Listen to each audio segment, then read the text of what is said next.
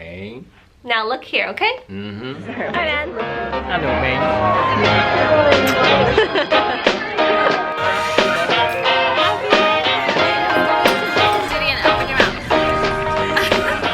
Hi, everyone. Welcome back to my channel. I have a very special guest with me today.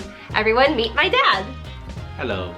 Mr. Chow. This is the man behind it all. He's the one who bought me my first car after college. It was a 1995 Honda Civic with over 200,000 miles and missing paint on the hood of the car. I will say that I was very grateful for that car because it taught me how to fix cars in the first place. So, Dad, my first question is, what was your first car? My first car was 1966 Ford Falcon. It was a stick shift, 3-speed.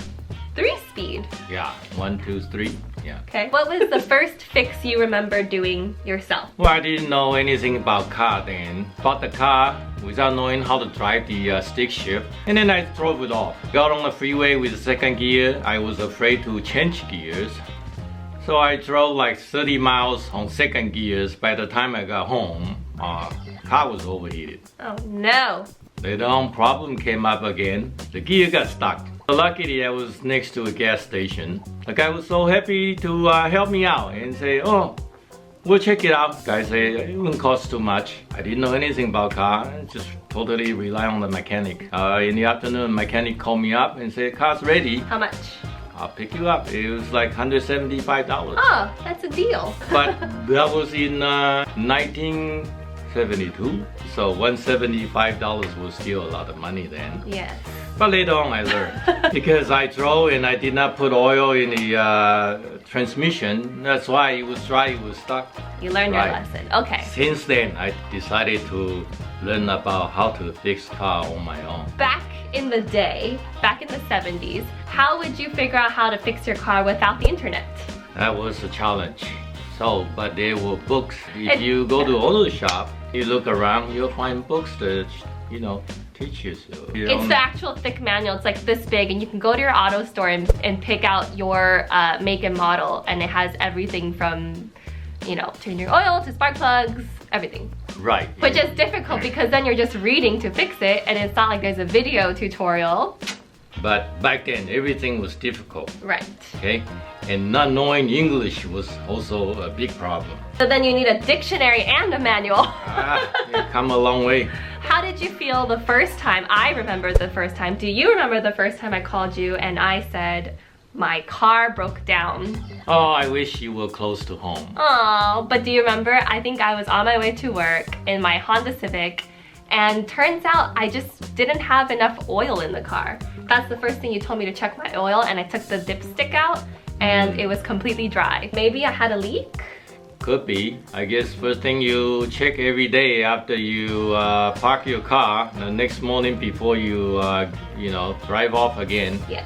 You should look underneath your car to see if there's a wet, fresh oil. So I do that every time. Every time I back up, I check to see if there's oil on the floor. How did you feel when I told you that I bought another old car? My current car, it's a 2003 Jetta.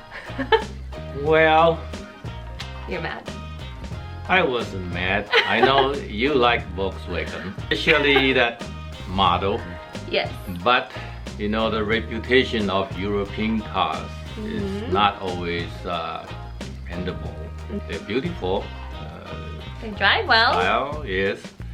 But it's always little problem. I think if you know a little thing about cars, you can enjoy European cars. So I had to learn a lot. Now I've called you many times to say my car has broken down.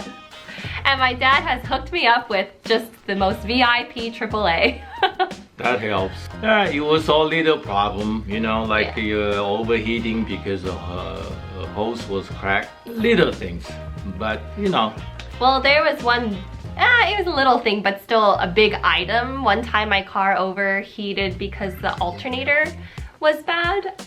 And then I had to spend my time getting the car towed to a shop, and then you told me to just buy the alternator. I was like, well, how am I gonna get there? So then I just walked to an auto store and I carried this alternator in the hot sun back to my apartment, and I was just cursing you down. I was like, why do you make me do this?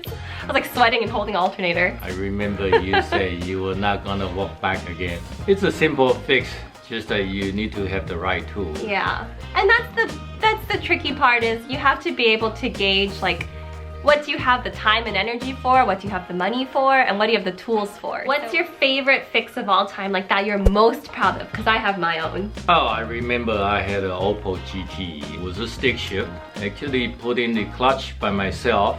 That was a tough job. Good thing there was a good neighbor that let me use his garage. Slowly, I did it myself and test run the car. Well, how did you do that? Because the manual's not going to teach you how to install an entire clutch. Oh no, you also need some help from people that know From the how. Right. Okay, well, my proudest moment was when my car absolutely broke down for an entire week, and I spent day and night researching. I just couldn't figure out what it was, why my car would break, and then all of a sudden it was a miracle find. I came across that perhaps the fuel pump was out. And for the 2003 Jetta, you can tell if your fuel pump is out if when you open your driver's door, it doesn't make a noise. Because when you open the driver's door, it starts the fuel pump. And I was like, oh my God, this must be it. So I ran out of my apartment, opened my driver's door, no noise. So then I bought a fuel pump. I bought the tool to remove the fuel pump because it was 13 years old. And then I changed it. So that's my proudest. And then when you take the deep breath and you start the car and it turns on, that's the most victorious feeling. You know? You fixed it and it works. Yes, that's the best feeling ever. So my last question is, what do you think about my channel? I think it's great. I go to YouTube and just watch how you present the topics, and it made me realize that you did your homework. You know that took a lot of research. Make sure to do everything right so that you know, working on car safety is #1 thing. It's true. You want to make sure that you teach people the right way. Thanks, Dad. Wasn't it fun being in a video? Are you gonna start your own channel? My own channel? Yeah, maybe you should. He is a handyman of all trades, not just car fixing. If I gave you a home tour of our house, everything he probably has touched and fixed up. So he has a lot of hacks to share. It's just show the good part. Okay. All right. Yeah. Well, thanks for tuning in, everyone. If you enjoyed this, please check out my other videos and hit the subscribe button. And if you think my dad should have his own channel, please leave it in the comments. All right. See you guys next time. Bye. Bye. So now you're going to take your new oil filter, and before you put it back on, you're going to dip your finger into the oil, like so, and you're going to put some over this rubber gasket along the top.